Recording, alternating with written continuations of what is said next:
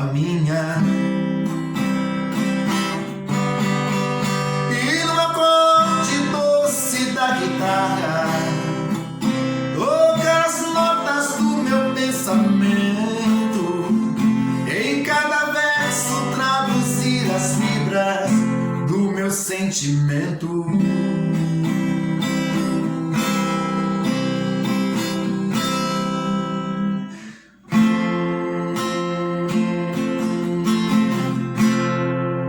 Vou te confessar, tá difícil dessa vez acreditar. Dá pra ver, pra perceber, nem ter como olhar. Outra vez promessas soltas pelo ar. Eu estou aqui, de peito aberto pra encarar qualquer loucura.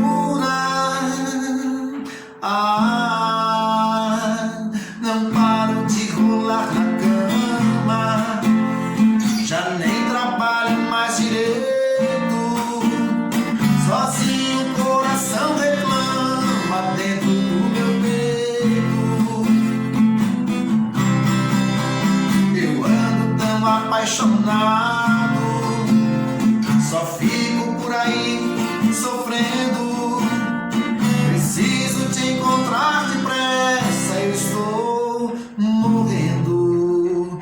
Essas são as grandes canções que tomaram conta dos anos 90 da música sertaneja no Brasil e na América Latina. Canções essas que destacaram as duplas Zezé de Camargo e Luciano, cantoras como Roberta Miranda, Jaine, duplas como Leandro e Leonardo, cantores solos também como Amado Batista, outros cantores, muitos desses que fizeram grandes sucessos. E a pergunta fica, por que nos dias de hoje a música ela não vira um clássico? Será que daqui a 10 anos, ou 15, ou 20, ou 30, ou 40, os nossos netos, bisnetos irão olhar para esse tempo e lembrar de alguma música desse tempo? Eu faço essa pergunta para vocês, mesmo tendo grandes canções nos tempos de hoje, como essa canção. Uma canção linda. Essa é uma velha história de uma flor e um beija-flor. Música linda também. Será que as pessoas irão lembrar, recordar desse tempo? Dê sua opinião aqui nos comentários. Lembrando para você que aqui estamos conectados, sempre falando de música, de história, de amor e das coisas que faz a vida ser mais feliz. E você, já saiu da sua zona de conforto? Já procurou seu sonho? Já procurou se realizar profissionalmente? Pense nisso. Um abraço a todos e estamos conectados.